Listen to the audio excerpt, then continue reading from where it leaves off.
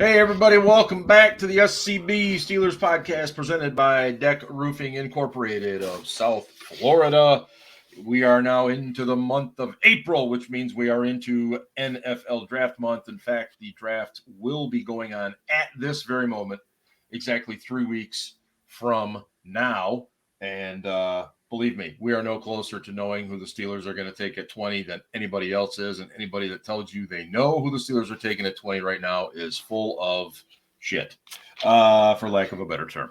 Ryan, Ben, Ian, all with me tonight. And our plan of action is to cover the tight ends in this draft as well as the offensive line. Take a look at who may fit the Steelers, who may not. Would they even look at a tight end? Would they even look at an offensive tackle? I mean, there's all kinds of questions there. And we'll start by talking a little bit about the contract situations for Deontay Johnson and Minkah Fitzpatrick. But first of all, gentlemen, the most important question of the evening is, what are we drinking tonight?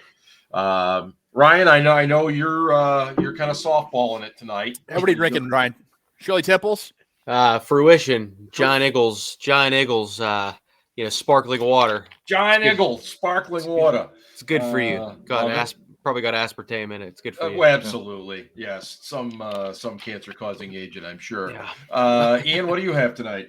I have just Yingling. But I will say today is National Beer Day. It is. Marking the day that the Collin-Harrison Act went into effect after President Franklin Roosevelt signed it into law, effectively ending prohibition. So happy days are here again. FDR, what a guy. That's right. All the great things he did, but that's the most important. Ben, what do you got tonight?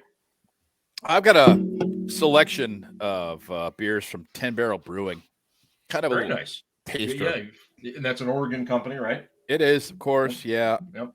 Nature Calls is an IPA, one of the IPAs they make, and I've got a couple more IPAs.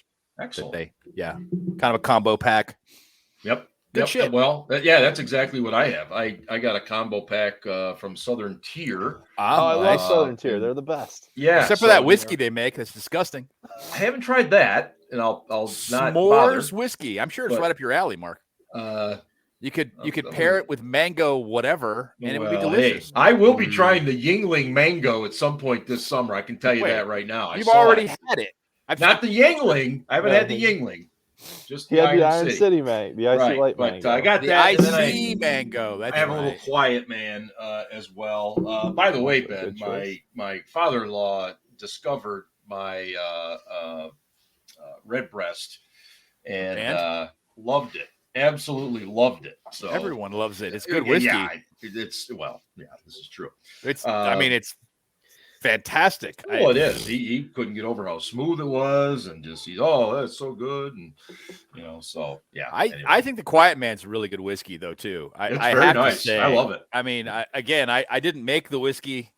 Somebody gave that to me as a gift originally, Ryan, and then I recommended it to these two knuckleheads, and they both love it. No, it's terrific. Check it out. It's a good traditional Irish check it out, man. Okay. It's traditional Irish whiskey, but they age it in bourbon barrels. Right. And it really smooths things out. I don't know of a better way to explain it. It's still got that Irish whiskey flavor and body to it, but it's just a lot smoother than Jamie. Yes. No, I think that's a good way to put it. Yeah. I was trying to think of something, and that's good. I wouldn't have thought of anything better than that. Jamie is very popular with a lot of people, but Jamie's good whiskey. It's good. I mean, and don't get me wrong. I think sometimes people think of it as the be all end all, and I just don't think it is. No, there are a lot of Irish whiskeys that are fantastic. Right. I mean, lots. Let's transition to Diontae Johnson here. Because when the season ended back, when we lost to Kansas City in the first round of the playoffs, and Ben, you've kind of made this comment, if they could have at that moment, they probably could have signed him to a new deal, roughly $15 million a year. That was the rumor. The rumor was that he wanted $15 million for 5 and 75, which is $15 million a year. Right. And if I said at the time, they should take that deal today and walk away going, great, got a good deal. Well, Steelers Twitter was all up in arms. He's not worth that much. Guess what, guys? He's going to get even more now.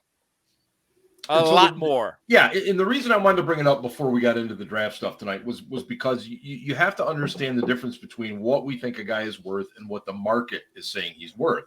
So if you go back to the beginning of free agency, Jacksonville went and signed Christian Kirk. And look, no offense to Christian Kirk, but he's not worth the money that they signed him to. But he's not. He's a number 2. Yeah, right. And they signed him to what, $20 million a year? Yeah. Yeah. Okay. And then late last week, or early this week, you had Stephon Diggs sign a huge deal. And he deserves that money. I will take him. He got 25 mil. Right. So it's the market that is doing this. It's not anybody saying Deontay Johnson's worth this or worth that. It's no different than the quarterback market. We make the joke all the time. Oh yes, please re-sign Baker Mayfield at X amount of dollars. Well, they're not going to now, obviously. Well, yeah, he's gone. That's too right. bad. But because that's what the market says. So that's where this is. And Tyreek Hill got 30. Devontae Adams got 28. D-Hop is still at 27 and change. DJ Moore is at 20. Keenan Allen's at 20. Mike Williams is at 20. Amari Cooper is at 20. Chris Godwin's at 20. Yeah, that's the thing. If Mike Williams and and some of those other guys, DJ Moore, if they're at 20, then that's what Diontae is going to be asking for. 20, 21, somewhere in there. Like, his agent should be fired if he doesn't ask for that. Yes. I mean, yes. he had 900 plus yards in 2020 when he missed a couple games. Mm-hmm. He had almost 1,200 yards last year, and did he finish 10th in the league in receiving yards last year? I think. I mean, he's been very consistent, right around 11 yards per catch his whole career. He was probably our best yards after catch receiver, with the ball in his hands. He's coming off a Pro Bowl year.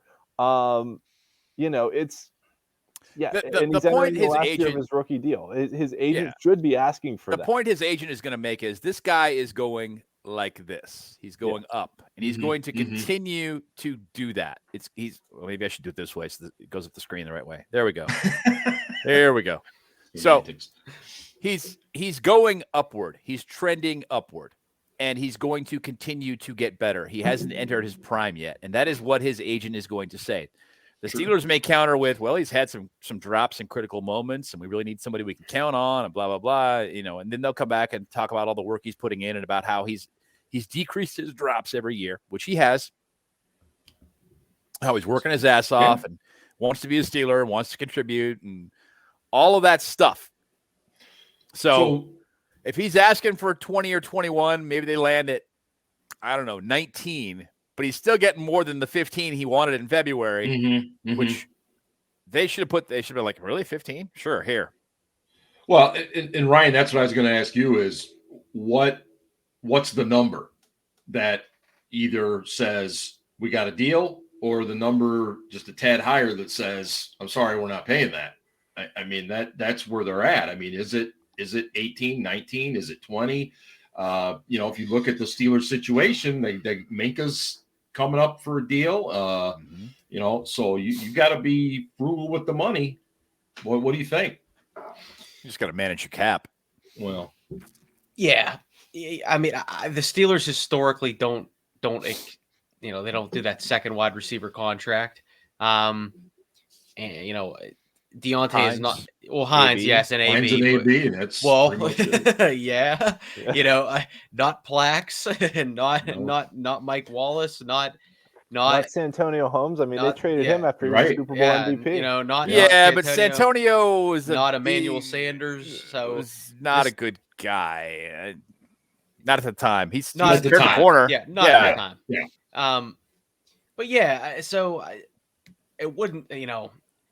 I don't know. I don't know what the number is if it's too much. I think it's just going to come down to, do the Steelers trust themselves enough to find another Diontae Johnson next year's draft, and they have a great track record of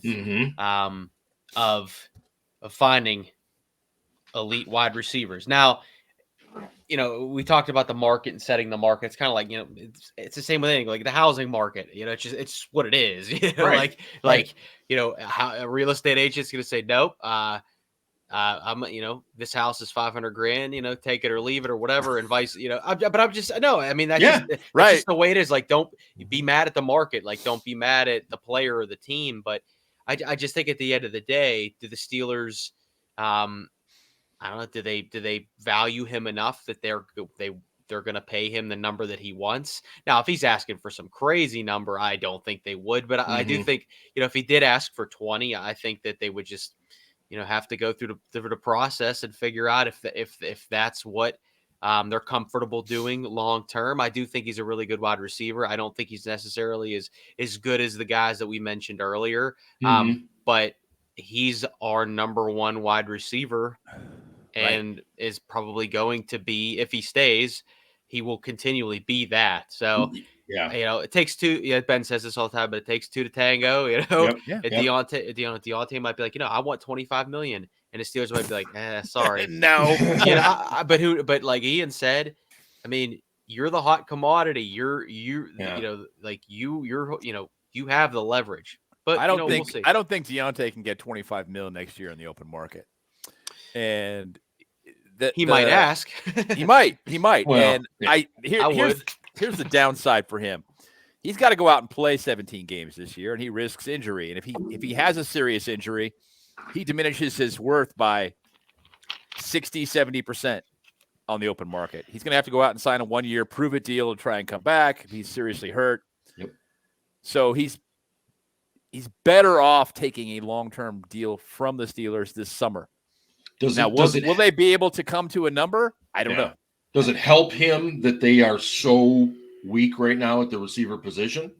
For sure. Yeah. I mean, they lost 3 of them. Right. I mean, last year, going into the season, they had 5 guys that were starter capable. Yeah. 5. Yep. Right now, they got 2. Enrico Bussey and a couple of other practice squad guys. Is Bussey even around anymore? I don't know. Rico Suave. I think he's Rico Suave. Yes. Go ahead, Ryan. Ben and Diontae were typically on the same page. Like they had good chemistry. Yeah. Interested to see how Diontae does with Mitch or Mason, depending on who. It's going to be Mitch, but if Mitch has to miss a game or whatever. But I wanted to make this point, but the Steelers Twitter saying that Diontae doesn't drop balls; they're just really hard catches, and I'm not going to blame every one of them on him, but like there have definitely been some doozies that are just like, okay, like you got to catch that ball. You're a professional. This is what you're paid to do. Exactly. This is your occupation. They're really hard catches, though. When you go out there and you have to make a catch to convert a third down, you cannot drop it. You can't. Yeah. You don't. The first thing you got to do is worry about just securing the ball and don't worry about yak. Don't worry about trying to get upfield. Just move the chains. And then once you've got the ball, then worry about going upfield. Yeah. Well, Diontae doesn't quite do that all the time, in my opinion. No, there are definitely moments where you see it's the classic head already looking upfield before the ball is secured type of thing, and he's going to have to overcome that. He's going to have to look the ball in and be more reliable, become more of a possession threat on third downs. Yeah, he's come a long way. He's worked very, very hard at his craft, and I have no reason to think he won't continue to work at that. And I do believe some of the receivers are working with Mitch Trubisky this week. I don't know where. At his house in Florida. Is that where it was? And he also invited Mason and Haskins down there. Oh, very nice. And Najee too, I believe. Well, Najee is going, yeah. Okay. Excellent. I love it. It's kind of good stuff. The other contract situation, and this was from the AFC North reporter Aditi Kovinkabala, who she threw out the nugget that the Steelers and Minkah Fitzpatrick are close on a new deal. Now, close could be like playing horseshoes and you just landed the shoe very, very close to the post, or it could be you just threw the shoe in the wrong direction. We don't really know, but I mean, for him to be the highest paid safety, Ian, he's going to have to come in where, like 18 million? Yeah, 18 million would make him, on average, would make him the highest paid safety in the league. Now, there's other ways you can get around that, right? That, with the total guaranteed or fully guaranteed numbers or whatever, like TJ Watt's contract, for instance, isn't, as far as, average annual value goes, the highest for it is. It's the highest for an edge rusher, but his total guaranteed is like 4th or 5th. So they gave Watt the highest average value per year, but it wasn't in total dollars the highest. It wasn't the highest in total guarantees, things like that. So yeah, for Minkah, I would probably expect something similar, because as we know, the Steelers don't guarantee money after the signing bonus, basically. Usually, in most cases. Although they broke that mold last year, and now you have to wonder whether or not they're going to continue to do that. You do. Although I think last year, as we talked about, was an anomaly because the cap went down. I mean, nobody expected a global pandemic to decrease revenues to the point where the cap didn't move or went down or everything else that happened, right? So last year was just an anomaly for doing business, and really, I mean, they put those void years in. I don't think they're going to want to do that anymore in the future. They also looked at it as last year was Ben's last year, so they kind of did what they needed to do from a cap standpoint to make it work and try and fit everything in to try and make a run at it. But it is what it is. So yeah, 18 million a year gets it done not gets done. 18 million a year would make Minkah the highest paid safety in the league. Put him above Jamal Adams, who's currwhich number one. At 17.5, which is ridiculous. Agreed. For a linebacker. Yeah, which considering that the next highest is Harrison Smith at 16, that $1.5 million per year jumps pretty big. Yeah, and it also it feels to me like that's, I don't know about you. Harrison Smith seems to be overpaid from my standpoint. But again, it comes back to what Ryan was talking about before. It's the market. If the market will pay safeties this much, agents will go in and ask for this much plus a little extra. Yeah. I mean, go ahead. Oh, and I thought Justin Simmons probably should have beaten Harrison Smith's number. I agree. Although Simmons got the most structure, fully guaranteed money in his contract, other than Adams, who is kind of a linebacker. But I mean, the number to look at is probably 90 million, right? That's 5 years at 18 million a year.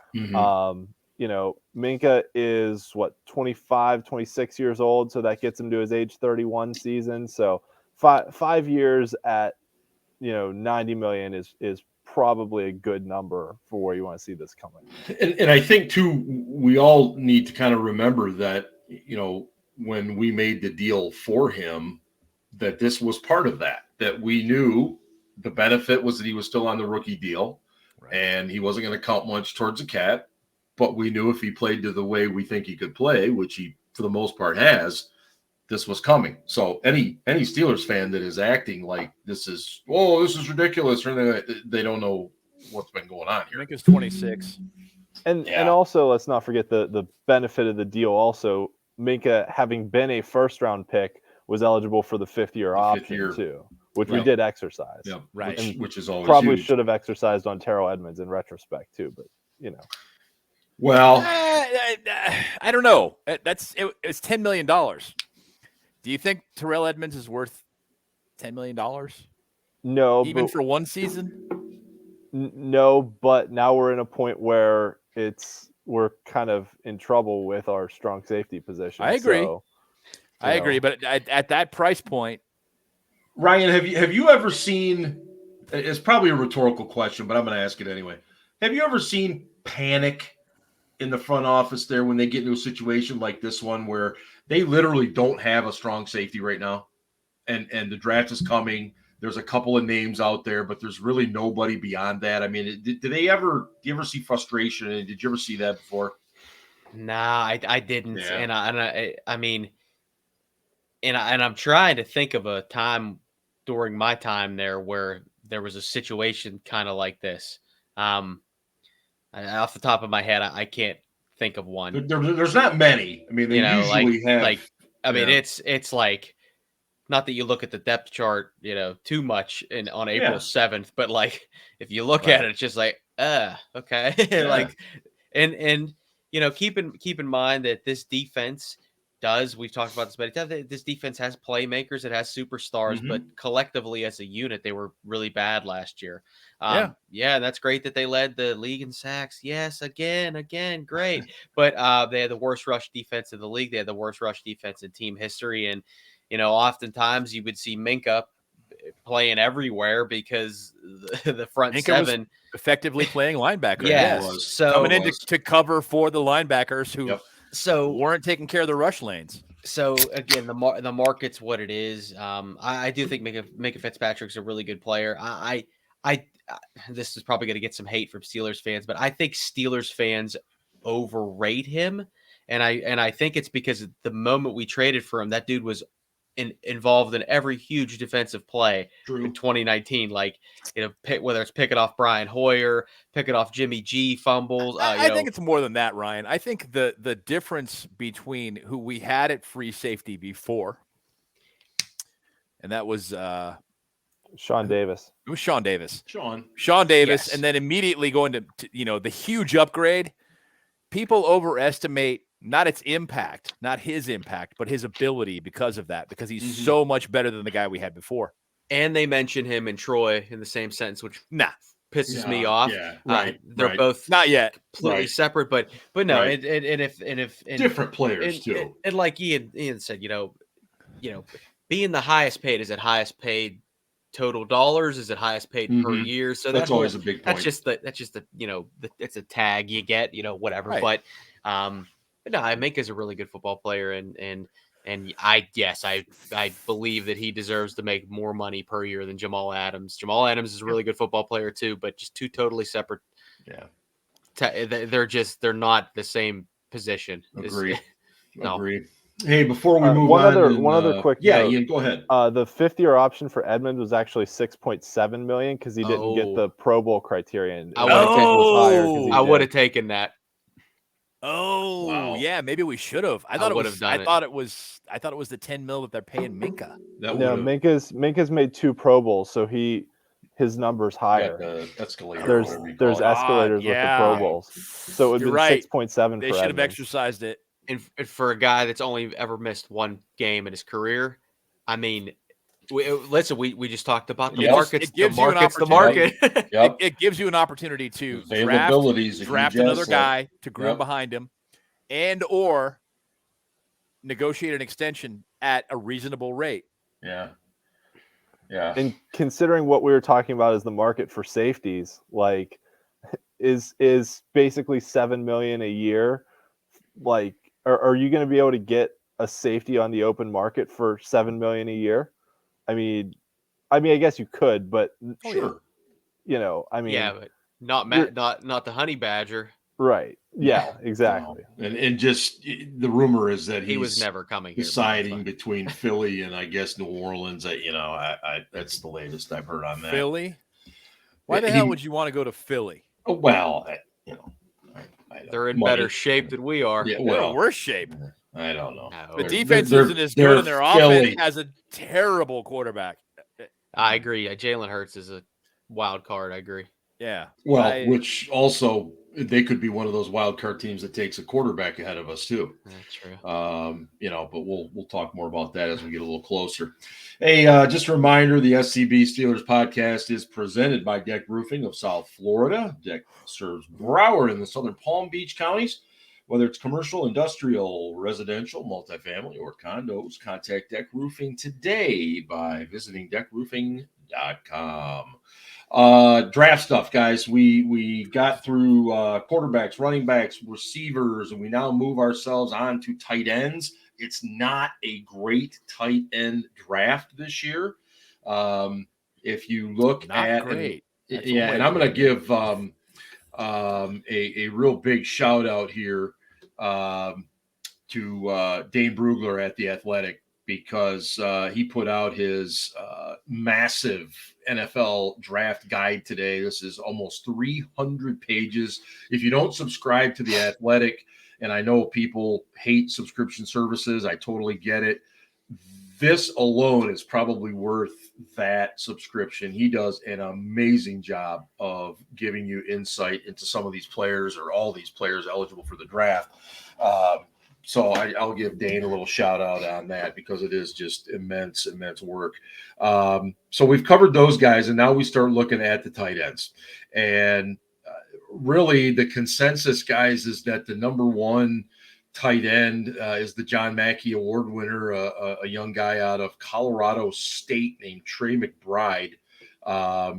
And, you know, watching him on tape, he's a talented young man, was a real good high school athlete. He did football, baseball, basketball. But he's a second round, third round type guy to me. And it's rare when we only see tight ends. Usually you see at least one or two tight ends that are potential first round picks. He's the only one that would even potentially crack the second round, if you really look at what most people are saying. Ian, have you guys, have you had a chance to watch any of these tight ends? You said my name, so I'll answer first. I'll say this. Yeah, McBride's the only one that could even go in the second round, I think. Maybe there's a small run on them in the third round, but I'll be shocked if more than 4 tight ends are off the board after day 2 of the draft. I mean, it's just not a great class. The one guy I kind of like is Daniel Bellinger from San Diego State. And by I mean as a day 3 pick, not, I'm not taking him in an early round of the draft, but right. I mean, he's over 6'4.5", had a 4.6 40, which was pretty good. Tested pretty well athletically. None of these guys are real good blockers, but Bellinger has the size. He can move in space, and seems like he has a decently well-rounded game. I mean, at this point, the overall take on tight ends is Pat Freiermuth is your starter. Yep. Zach Gentry, credit to him, is now your number 2. Yep. Number 3 is kind of a question mark. My big concern with tight ends, though, is if Freiermuth gets hurt, I don't know if Gentry can be your number 1 for a game, right? When Heath got hurt, Matt Spaeth somehow found another gear and was able to be a number 1 for a couple games and actually make some catches and move the sticks a few times and get some yards. Mm-hmm. I'm not 100% convinced that Gentry can be that guy. We'll see. I mean, Gentry is not Freiermuth from an athletic standpoint. Gentry can go down the field and get open because people are surprised that they'd even throw him the ball, that they leave him wide open. So he's developed his hands. He's got good mitts when they do throw him the ball. So yeah, we'll kind of see what happens. We do need a number 3 tight end, but there's this draft class is so thin that there'll be plenty of guys to be had, either as undrafted free agents, or you can always scoop up veteran tight ends in late free agency right before training camp that you can just bring in to be a blocking tight end kind of guy. There's some other guys still out there on the free agent market too. A lot of guys that have had injury problems over the years. So we'll see what happens. I wouldn't be shocked to see them draft a tight end. But there's also, Jesse James is a free agent still. Just a couple guys like that you could just go out and scoop up over the summer and, pretty much pay them, the minimum salary plus a little signing bonus, and they could be fine number 3 tight ends. The real concern is just that if Freiermuth gets hurt, you really don't have anyone there that can give you a whole lot in the passing game. The overwhelming thing that I've noticed watching this class of tight ends, and it's not just a knock on this class, it might be going back several years. The more we see offenses evolve in college, these guys cannot inline block. They can't. There are moments when they can, but it's not like it was even 10 years ago where a tight end could line up across from a defender and stifle them at the line of scrimmage. These guys have to work so hard now to be able to do that, and it's because they're mostly on the move. We've been bitching about this for 10 years, 5 years, Mark. Yeah. We've been talking about it on this show about how they're not taught to block anymore in college. They're just not. They're big wide receivers that line up occasionally next to a tackle and occasionally are asked to block, but usually they're not. Right. Because there's so much of the spread offense in college now that, why teach them? Mm-hmm. Well, the guys that they do teach to block are basically small tackles that were in schemes that involved a lot of blocking for tight ends, and those guys aren't real dynamic athletes. I mean, I got to jump in again too. Sorry, because we didn't talk about with running backs, but it's almost a certainty that Connor Hayward's going to wind up as a Steeler. So whether he's a fullback or a tight end, 7th rounder, he'll be, it's play special teams and only because forget it. What? Yes, Ryan. No, I mean that's it's the last note that I wrote about tight ends because I'm just going to accept that he's either going to be a 7th round pick or an undrafted free agent. Right. And just because he's Cam's brother, and Ironhead's son does not mean shit. Okay. Listen, and here's the thing and this is no disrespect to anybody. It's been a 7th round pick, but once you get to that point, it's just kind of like, all right, we did our, we did our homework. This kid seems like he has some potential. Yeah. And then you say, oh well, his older brother is an All-Pro. So I have no problem. The comparison I make with a guy like Connor Hayward is Tyler Matakevich. When he came out and it was drafted, Tomlin called it. Tomlin called it football justice. You got a guy here who. Maybe he's not the most talented guy in the world, but he's got a great attitude. He loves football, and we love guys like that. So we got a 7th round pick. We're going to take him with it. He's still good. He's still good. He's having a real nice career. He's making a healthy living as a special teams ace with Buffalo now, and he's not a great player, but he's good enough. Well, how many years has he been in the league now? I mean, he's made a very nice career. I'd say 7. I think 2016 draft was him. Yeah, I mean, he's had a very nice career. I don't see Connor Hayward being in the league that long. No disrespect. Right. But I honestly didn't think Tyler Matakevich would stay in the league that long. I'm a he's hater. Done great. One of the guys I was watching yesterday, and he's very reminiscent of these receivers becoming tight ends. The kid from Nevada, Cole Turner, when I was watching Carson Strong a little bit, he kind of flashed as well. This is an athletic kid, doesn't block well in line, decent when he's on the move, really good when he goes out and blocks on those wide receiver screens. I'll give him credit for that. But, man, he catches the ball. Holy crap. He makes some really athletic plays.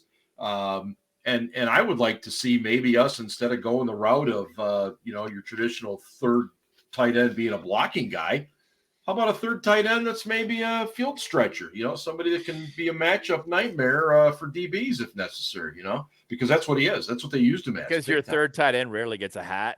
Yeah, no, I know. And he would have to be a special teamer. Unless he can play special teams, right. Right. And that's why I think that they're probably pretty well set with Freiermuth, Gentry, and Rader. I think they like Rader. They keep him around for some reason, don't they? Right. And he does just enough in the preseason to merit keeping him around. But there's some other guys out there. I mean, you got the Rucker kid from Ohio State. He's got good size. Man, he didn't block very well. Charlie Kohler out of Iowa State he's a big drink of water. He's like 6'6.5". Super smart kid. He won like what's the equivalent of like the academic Heisman. Hard worker, but again, not going to do much, yak wise or anything like that. So there's some really interesting guys here, and a ton that are going to be free agent signings. David Paulson. After David Paulson. Yeah. Oh my God. Yeah, that was to Mark's point that I think they kind of tried to do that. We'll have a third tight end that can stretch the field with David Paulson. Thank you guys for remembering his name. He was too nice to play football. Was he really? Yeah, he's Oregon, wasn't he? Yeah, Oregon. Way too nice. Yeah, I got a couple quick thoughts. And tell me to shut up. But nope. All right, shut up. No, you got your notes. Go for it. Well, Ian, yeah. So Ian, you talked about some guys. So I know he's 32, but the Jets released Ryan Griffin recently. He the last couple years, almost 700 yards total, 7 touchdowns. He's 32. Just a veteran presence. He can block. Yep. You probably get him for peanuts. To me, there's probably a reason why Jesse James isn't back here yet. Maybe it's the comment that he made about not being with the Kardashians anymore when he went to, when he went to Detroit after that. But Ryan Griffin, he has experience with the Texans and Jets, and I know they're already young at that position, so maybe adding a vet like that could help. Another guy, and I really wasn't even looking at some of the top graded tight ends, but so kid from Virginia, Jelani Woods, 6'7", 260. Yep. He's an athlete. He's a red zone threat, yes. And he reminds me of Mo Alley Cox.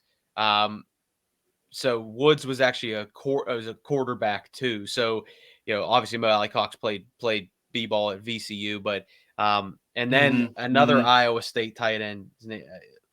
So I could see the Woods kid fourth, or we don't have a fifth, but maybe fourth round if they wanted to reach. I don't think they will, but I don't either. And then a guy, other Iowa State kid, Chase Allen. He's a good blocker, 6'6", 250. Comparisons to Foster Moreau for a 7th round undrafted free agent. I wouldn't hate that either. So I don't expect them to make a splash when it comes to tight ends, but I would say that they have Eric options. Ebron is still a free agent. He is. Actually, the guy I would like to draft is the kid that was a freshman last year at Georgia. That kid is a freaking stud. I can't think of his name off the top of my head, but he made play after play in the playoffs. Have we ever seen yeah, we've definitely seen it, but just the dramatic decline in Eric Ebron was just like that 2020 season. I can't remember. Was it the Washington game? He just sucked. Started dropping everything. That was when he started dropping everything. Yeah, but then the whole team caught dropsy. It was the drops. It was contagious. There was some virus they were passing around, and nobody could catch the damn ball. Yeah. No, it very much was. Before we transition over to tackles, guys, because they're the complete opposite of the tight ends. Very, very good tackle class. 2 titles are up for grabs, and the stacked UFC 273 card. Join the action with DraftKings Sportsbook, the official sports betting partner of UFC. New customers can bet $5 on any fighter and get $100 in free bets, win or lose, guaranteed. Download the DraftKings Sportsbook app now. Use promo code TPPN. Throw down $5 on UFC 273. And get $100 in free bets no matter what. That's code TPPN this Saturday at DraftKings Sportsbook. Check it out, especially if you're a UFC person, for sure. Hey, Mark. Yeah. Hey, when you and Aaron are hanging out on weekends and watching pro wrestling, do you guys ever complain amongst yourselves about the fact that you can't bet on pro wrestling? I'm sorry, what was the last part of that? Do you guys ever complain amongst yourselves about the fact that you can't bet on pro wrestling? Because it's totally real, right?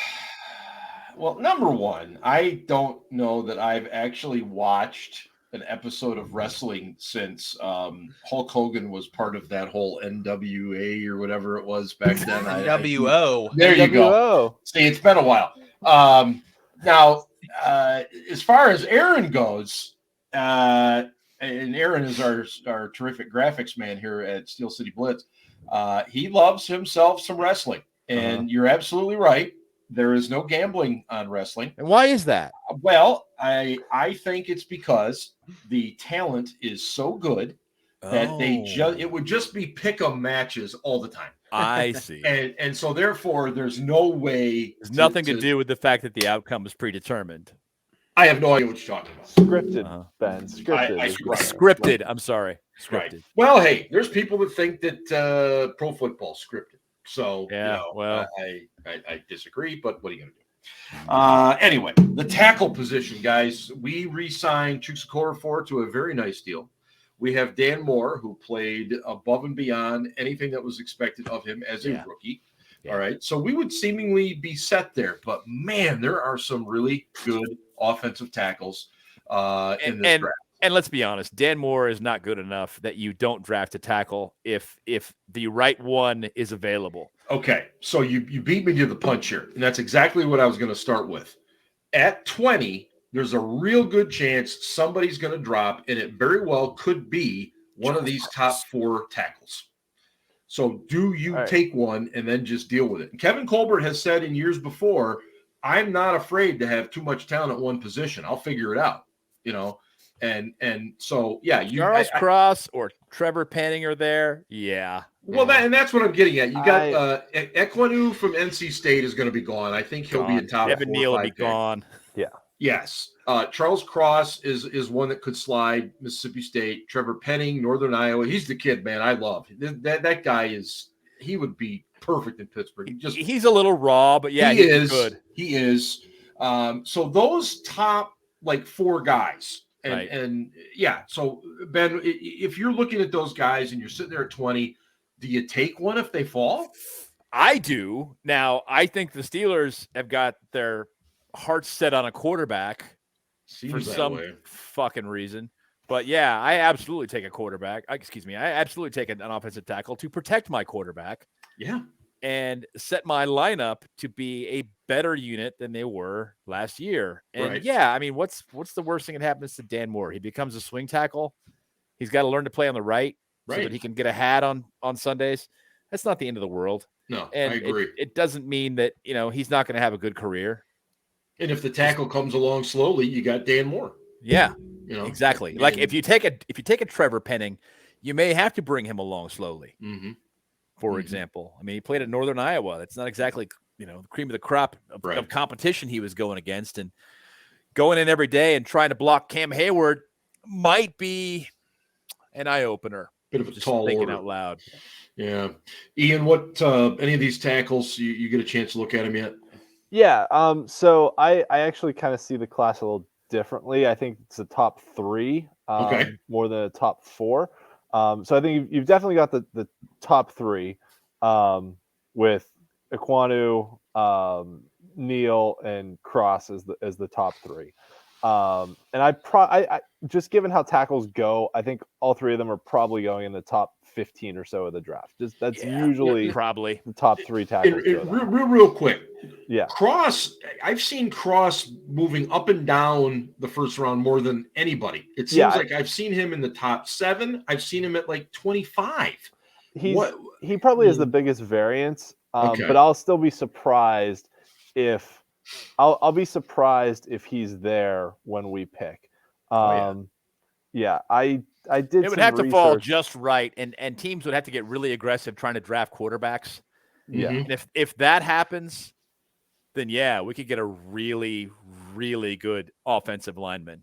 Yeah, and that's just he's the guy I'm thinking. Wouldn't hurt my feelings any, or defensive lineman. Mm-hmm. I mean, it would not hurt my feelings in the least. Well, that'll be next week's show. Yeah, I did some research last year on when the average, first tackle, second tackle, third tackle was taken. So I was trying to pull that up, but I'll get back to my summary of the class and I'll go find the data while you guys talk. So I kind of see it as those three at the top, and then the three, I'll say small school guys: Trevor Penning from Northern Iowa, Right. Bernard Raymond from Central Michigan, and Tyler Smith from Tulsa. Depending on kind of the neediness of teams, all three of them could go in the first round. Like, those other guys could sneak into the late first, or, they could all kind of fall into the early second round, just kind of depending on how the board falls, right? Like, I'll use edge rushers. Last year, we didn't think it was a great edge rusher class, but 6 of them still went in the first round. Right. And a whole bunch of them went like in the last 10 picks of the first round. Yeah. So I kind of see this tackle class like that second tier of tackles, they could all wind up as first round picks just because those teams picking from 20 to 32, and I'll include us in this, could all use tackles.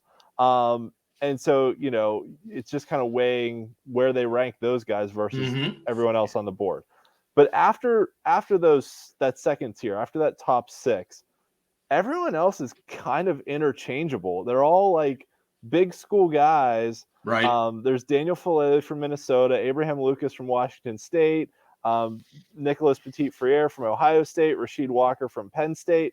Like, those are all day 2 guys to me. Like, second, third round, they could go in any order. Should any offensive lineman be named Petit, by the way? Yeah. I mean, come on. That guy got to change his damn name. So the one other thing I'll say is that new offensive line coach Pat Meyer went to 2 pro days this year. He went to Minnesota and he went to Texas A&M. So if you look at their past history of, where they send their position coaches, it's usually towards guys they have some kind of interest in. Yeah, now, Kenyon Green from Texas A&M is a guard, and he's really good. He's probably the top guard in the class. Yeah. And Minnesota's Daniel Fillet in that second tier of tackles, but he tested really bad athletically. Yep. But the dude is 6'8", he's a mountain. 390. I mean, he is a mountain out there. Yeah. But he can't move. He's bigger than Zach Banner, I think. But he's a mountain. Yeah. So that worked out well. Well, and that's where I was going, Scarps. Yeah. So they wouldn't take him in day 1. No but, disrespect. I could see him if he's there in the second round getting some consideration. But there's other positions too between wide receiver and safety and other things that they need. So I'll turn it over to you guys. That's my summary of the tackle class, though. But it is a pretty deep class. I mean, I just named 10 guys that are going to be picked probably in the top 2 or 3 rounds. Easy. That are all, I'll say, eventually capable of playing in the NFL. Some of those other guys in that third tier aren't really capable of coming in and playing. Although we thought that about Dan Moore last year. We said, hey, he's got the frame. He just needs time to develop. And unfortunately, because of injuries and everything else, he didn't get the time. He got kind of thrown into the fire. But hey, he did as well as we could have expected. Dan Moore will have gained weight over the summer, and come in and be that dominant tackle that they think he could potentially grow into being. Yeah. And one other, 2 pieces of information that many people do know, but I'll say it anyways, that, the Steelers haven't gone outside the Power 5 in round 1 since Ben Roethlisberger in 2004. So if you stay with that, that's going to eliminate a kid like Penning from Northern Iowa. Or in round 2. They haven't gone outside round 2. And it would eliminate Coakley.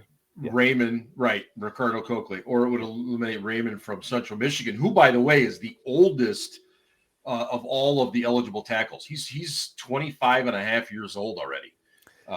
It's not that old as a tackle. No, it's not that old, but when you compare it to a lot of the other guys, 21, 22.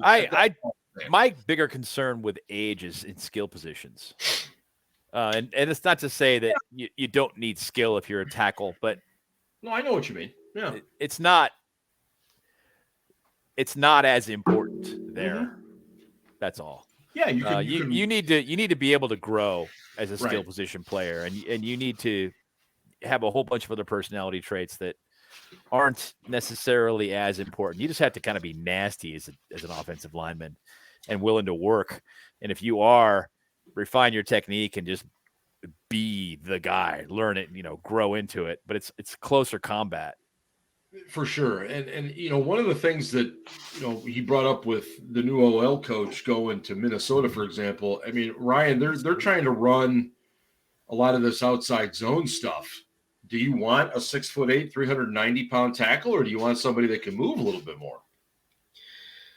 I want somebody that can move a little bit more. I mean, but it doesn't sound like the kid can move. Yeah, I don't know if I necessarily understood the assignment, but so so if everything Ian and Ben has already said, the Steelers at 20, I do think Cross is going to be gone by then. So I really didn't even see the Steelers taking a tackle early. I could probably at 20, if Linderbaum's still there or Kenyon Green's still there, I could see them going for those guys. But so I just started looking, and truth be told, I pretty much picked these guys because they have cool names. What? No, they have cool names and they actually have talent. That's the kind of deep insight you only get around here. So I mean, he's an interior lineman, but Cole Strange is from Chattanooga. Maybe could see them potentially going maybe third or fourth round. Smart and tough. He's made for zone, and it has comparisons to J.C. Treader, has excellent pad level. And then some later guys, and we talked about Coach Meyer. Is that right? Yeah. Sorry. Yeah. Coach Meyer going to Minnesota's Pro Day. Perhaps he might have been there to look at, this is a great name, Blaze Andrews. All right. He is a tackle guard, has multi-position starting experience. He has an NFL frame, but he's not the best blocker. So he's a guard. But he's an interior lineman, yes. And then another guy from a smaller school by the name of Spencer Buford. He's a guard / tackle, Texas San Antonio, has long arms, and he's quick. 6'4", 304. He reminds me of Kelvin Beecham. Oh, the Beach Man. Okay. And so again, I don't know if I necessarily. It's been a rough week, man. I don't know if I necessarily understood the assignment, but long story short, I don't doing the homework. I don't expect the Steelers to draft. I don't expect the Steelers to draft a tackle. I think that they will be looking at hybrid linemen later on in the draft. I would agree with the only exception being is if one of those guys falls. They need a tackle. They need one. Now, they don't need a starter, but they need a tackle. Yeah, I didn't. Yeah, I saw. Hey, Spencer Buford, Kelvin Beecham did a pretty damn good job as a tackle. He did. Kelvin Beecham was technically so sound that he overachieved. He went way beyond. Is still playing. He went way beyond his natural. Yeah, Arizona. Okay. Okay. I thought he got way beyond his natural ability, his own potential, because he was technically so sound. Yeah. Not many guys are like that. And I agree. He learned on the job and became a pretty decent tackle. It's never great, but I mean, damn, it's one of those guys, where it's like he gets in 7th round compensatory pick. And he's still playing in the league. Is that 10 years, 11 years? I don't know. Where did he come? Virginia? 2012. No, SMU. He's from SMU. SMU, that's right. That was the same draft class as Manny Sanders, I think. We took two guys maybe from that's SMU all right. No? SMU. No, Emmanuel Sanders and AB were 2010. Right, no, that was the Mike Adams year. That's right. That was when we took Mike Adams. Yeah. No, I thought top of the second round. 2012. Yeah, that was Mike Adams. Yeah. Was it? After DeCastro. Yeah, 20. Yeah. Gilbert was 2011. Yeah. Mike Adams, that must have been a fun thing to manage. And to Beecham's credit, his footwork was always really good. Yeah, and that's great technically. Technically, from a technical standpoint, he was money. He had good hands. He had short arms, smart as hell too. Yeah. Short arms, but he had worked his ass off. Great hands. He had great feet. Yeah, no, he was a technician. He absolutely overachieved. And that's where, and something that I feel like has been lost league wide is that the technique of linemen, especially coming out of college, is just terrible. And Beecham's a credit to it that you can make up for a lack of size if you have good technique. But the technique of these guys coming out of college is just awful all around. You watch college offensive line play, it's terrible. Yeah. Well, I mean, it's just so different. Yeah. It's basically, hey, hold your block for a couple of seconds so we can get the throwaway, or we can pop the running back to the outside. I mean, something to that effect. But now some of those top tackles, by the way, there's discussion about moving them inside, and we kind of had this discussion today in our chat. But wasn't Evan Neal? Isn't he one that there's some discussion about him going in guard? And I don't see that. That's insane. He's 6'7", 337. Like, you do not move a guy like that into guard. Now, I could see Ekwonu, who's 6'4", 310, Charles Cross, 6'4", 307. I could potentially see considering position versatility with them. But guys like Neal or Penning or even Raymond, who are 6'6", 6'7", you don't move those guys inside the guard. I don't think so. But no, there's no way. How are you going to? Yeah. If they have great ability as a run blocker and they're mobile enough to pull, then it makes sense.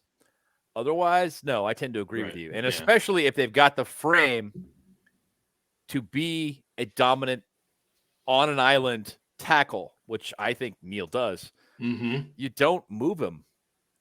You don't. If you got a guy who's out there who's got long arms and can take on an edge rusher, an elite edge rusher by himself, you leave that guy a tackle. You don't screw around and try and put him get fancy and put him at guard because he'll be good at guard too. So, And the arm thing's a good point, because that was one of the big things about Dan Moore was he had the longest arms of the draft class last year, which was one of the reasons why I was pretty high on him as a mid-round pick coming in, and was kind of glad they took a chance on him. I know Ben and I are in agreement. We both wish they had taken the tackle earlier, but for a mid-round pick, Dan Moore was an exception. Yeah, he was a good fourth rounder, no question. Yeah. It was too late. But yeah, I think you're right. It was his arms were like 37. Something ridiculous. Arms. Yeah. Spencer Buford, long arms. Spencer Buford. That's why he reminds you of Kelvin Beecham. No, he's first of all, he has a similar frame. He went to school in Texas. Beecham, Buford. I don't know. He reminds me of Sheriff Buford T. Justice. That's who he reminds me of. Beecham does not have long arms, but he's no. Technically, by the way, the guy is just so flipping good. Yeah. Well, let me slide into the interior guys here, because there's I think there's a couple of possibilities here as well. We mentioned Kenyon Green at Texas A&M. He's bounced around between kind of the first and the second round. Zion Johnson, Boston College. He's played in a couple of different types of offenses, and he's thrived in both of those situations.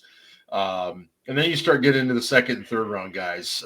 Kennard from Kentucky, Jamari Salyer out of Georgia, another Central Michigan kid, Luke Goodeye. And so you've got there's a ton of guys in that middle thing, but I don't know that we. What's that? Did you mention Parham?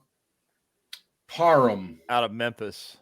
I wonder if he's got them separated into. Sometimes the listing between guards and centers is. He's under the center list. Okay. But yeah, I mean, a possibility there, because the center position is relatively thin. It's very thin. Top heavy is what it is. Yes, Linderbaum and you got a couple of guys, and that's it. Yep. Yeah. For my money, you do. I mean, it's nothing like last year. You had, several guys that plugged in right away. But, again, they're looking for a very specific type of guard. And Kevin Dotson seems to be the guy on the left side.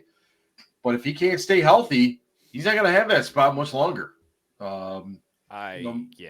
Regardless of how big and nasty he might be. And then we still don't really, maybe we do. Do we know what they are truly doing when it comes to who's going to play center, who's going to play guard? I mean, is it assumed that James Daniels is going to be the right guard? That James Daniels is going to be the center. I think he is too. I don't know that, and I have not been given any indication of what direction, Coach Myers is thinking he wants to throw people in there. But he is, as of today, on paper, he's their best offensive lineman. no question. And having that guy play Right. the pivot along the line Mm-hmm. might So- serve them well as well. You know, you look at the fact that Kevin Dotson, who didn't have a great year last year, but he had a nice, very nice rookie campaign. Yep. If he can come back and regain that momentum and become a dominant player again, you know, that would help out a lot too. That would solidify things. And then you're left with that one extra guard spot if you do that. And you let Green and Mason Cole duke it out for that. Yeah. And the other guy, the guy who loses gets to be the interior line swingman. Mm-hmm. I agree with it. I think that's where it's headed. What happens if Green can't play guard? He played guard more than center in college. though. I get that, but he just had a year under center. Like Yeah. I'm not saying I don't know. I don't know what his mental fortitude is, but you know, No, I that's mean, a fair question. I would say too. Like, I mean, we've all played sports. Like we've all gotten our asses kicked in something. You know what I mean? Like Sure. sometimes it's hard to rebound from that, and especially if he is listening to the noise. That's why I propose Cole Strange from Chattanooga. Interior lineman. I'm telling you, third or fourth. I agree, Ben. They need to draft a tackle, but I Need don't a tackle, and I don't know if they're going to necessarily draft one or sign one, but they need a tackle. I agree. Yeah. I don't know enough about that sort of second wave that we talked about earlier, Sure. where I could feel comfortable. I mean, obviously, me and Cole Strange are best friends. Right. You can't tell, but like, I don't know. They do need a. I'm telling you right now, They- if we draft this kid, we're going to call him Doctor. That's fair. And we're going to get a hold of Dan immediately at DCForLCustomTees.com. If they He's draft- going to whip up a shirt right if away. If they draft Spencer Buford, Big I Buford. will get T-shirts made. Right? Because I'm telling you, I called it Buford. I call it Big Buford, man. That's a rally. By the way, that's rallies. You guys Yes. have rallies. Oh yeah, There used to be a. Oh man, this is rallies. If I haven't anybody's been to listening, one since I was in college, but if anyone's listening in Pittsburgh, there used to be a rallies on Washington Boulevard, in between Hamilton Avenue, and Frankstown Avenue, and it was so damn good. And it went away. Like it was so good. I think it was there's home one. with a Big Why did it Buford. go Yes. away? Yeah. I just the rallies left, checkers/rallies up, but then Right. there's They all one failed. there's one in Penn Hills now that I've never been to, but oh man, I'm starving. Let's get it. Oh, boy, here we go. The thing, Ryan, yeah. to kind of go back to your original point, I'm worse sober, by what the way. if- Go ahead. what if he can't play guard? Well, I agree with what Ian was alluding to. He had 29 starts at guard in college, and he only had 4 starts at center. And the Steelers drafted him with the intention of converting him to center, and he failed. Hand usage is so much different at center than it is at guard. Yep. And being back in a more familiar position might help him. You'd think so. I mean, you That's- would think, you would hope. I'm not saying you're wrong. All I'm saying. Yep. So I I would be more optimistic about his chances of being effective if he were at guard rather than center. And you could be right too. It could be there could be a psychological effect that getting his butt kicked all year last year has, and he may not be able to get past it. But I think that sometimes when that happens, there's some value in sitting back and watching for a little while. Absolutely. Because Hassenauer, or what do you call him, Ryan? Hassensaucer? Hassenauer. Hassenauer is not a good center, and he was far superior. He played better. Yeah, that had to be a real kick in the pants. Yeah, absolutely. It's a That great had to point. be Yep, a kick in the junk. It's. Do you?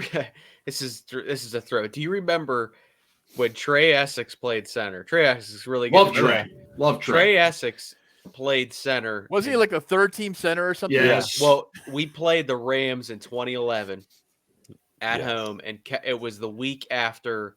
I think it was a week after we were at San Fran. The power went out, which is one of the craziest things ever. Ben hurt his ankle. It was miserable. Yes. So That was Pouncey got hurt too, and then somebody else got hurt, and Trey Essex got a game ball because he started at center against the Rams, and I mean the Rams were terrible. Oh yeah, I remember that game. We won It was 27. I think we won 27-0. 27-3. No, I think we shut them out 27-0. 27-0. Steven Jackson had a 100-yard game when you couldn't even run on the Steelers, but like that's how good Steven Jackson was. But like literally the Rams, I mean, They gave up. I mean, they didn't even get off the bus. Like it was so bad. Yeah. I mean, Steven Jackson got off the bus. So basically, the Steelers just sold out. And they're like, "Yeah, you're gonna get your yards. It's fine. We're gonna go ahead and stop the pass." Yeah.